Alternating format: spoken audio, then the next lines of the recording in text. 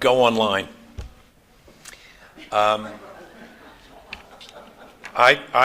If I were an editor, gosh,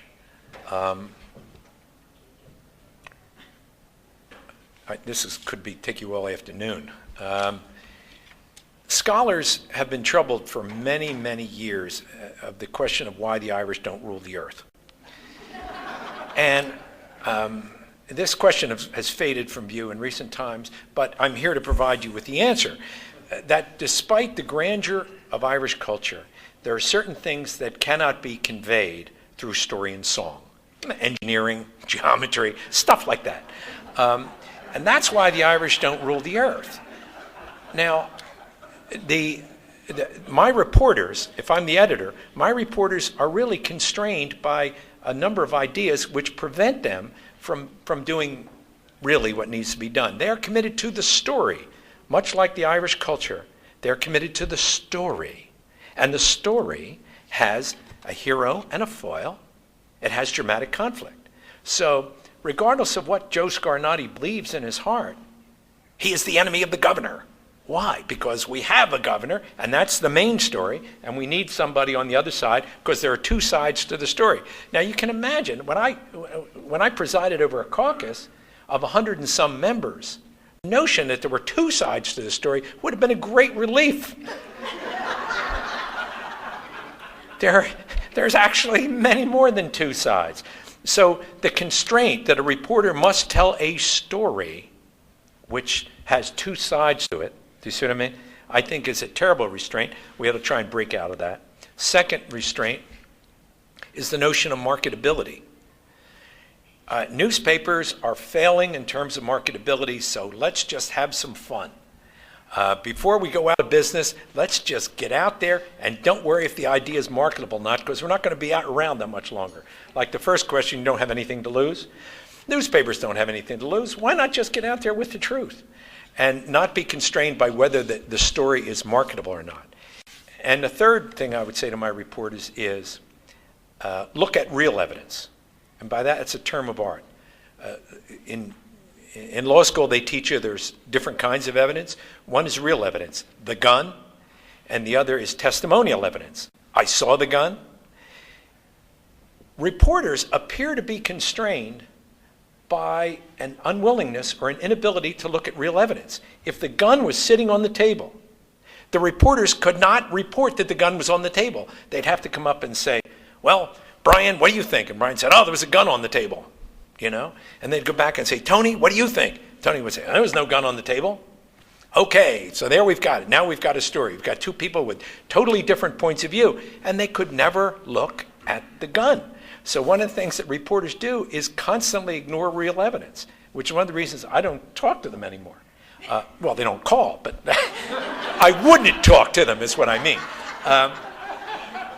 Because I'm afraid that if I said, well, there's a gun, instead of them saying, thanks for the tip, and going over and looking, they would say, Bob thinks there's a gun, but you know Bob. So that would be my advice to reporters. Do you think the way Bonus Gates investigation has been pursued? By the way, let me interrupt to say I'll be watching press reports to see if that advice has been taken. Go ahead. Do you think the way Bonus Gates investigation has been pursued by the Attorney General's office has been fair to the Democratic caucus in the House? I think fairness is probably irrelevant. The question is, has Tom Corbett been professional? I have no reason to think otherwise. So his statements consistently have been, I'm going to pursue the evidence wherever it goes. Now, there's a political pressure on him to indict some Republicans so he looks fair. And then I'm sure there's political pressure on him from another point of view to say, look, let's keep this among the Democrats, shall we?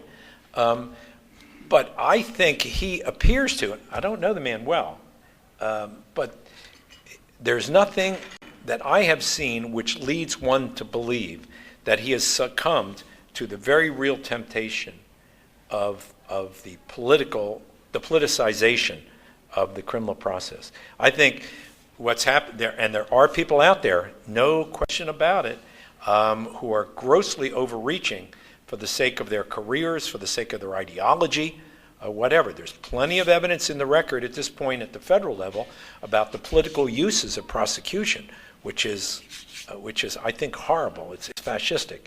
But at this point, in terms of Bonusgate, I have not seen any evidence that Corbett has strayed from his professional duties. If it's true, I'd love to hear the evidence.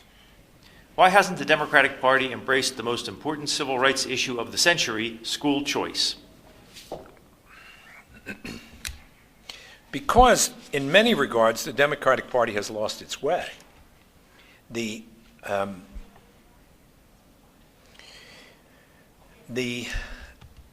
Democratic Party should be the populist voice. But to be truly the populist voice means you actually have to trust the people. And if you really don't trust the people, you've got a problem. Now, the Democratic Party, like the Republican Party, like one might argue the Pennsylvania Press Club, or the Pennsylvania legislature, as an organization, has within it tensions and different people, so it's hard to speak of the Democratic Party as if it were an entity. But both political parties are dominated by elites, and, in my opinion. And those elites have their own agenda, and they really don't have much interest in ordinary folks whatsoever. But every 4 years or so, they got to go out and round up some votes. Oh, boy. How are you going to do that? Well, tell them something. So the Republican Party goes out and tells them values. The Democratic Party goes out and tells them economic interest. Now, historically, that's been a tough sell for the Democrats because they've embraced globalization. You know, Robert Rubin, who was, I guess, Treasury Secretary in the Clinton. No, yeah. Aha, even my Q Meister got it wrong. Robert Rubin, who I think was Treasury Secretary in the Clinton administration, came from Goldman Sachs, went to Treasury, left Treasury, became a well-paid advisor in favor of deregulation, an advisor to Citibank, a well-paid advisor to Citibank. Now, this is typical of the people that run the Democratic Party. Do you really think that they care about retired steelworkers or anything else? And the answer is no. Now, the reason why it has enormous appeal this year, because everything went in the tank. So it was like Bush and the Republicans, nah. So, of course, Obama ran a terrific campaign, and he is a substantial guy. I mean, I'm not taking that anything away, but that was a critical event. Anyway, to come back to the question, so the Democratic Party has no more trust in the people than the Republican Party. And the absence of that trust is why you can't get to issues like school choice. Now, the other thing that happens in the real world is every time you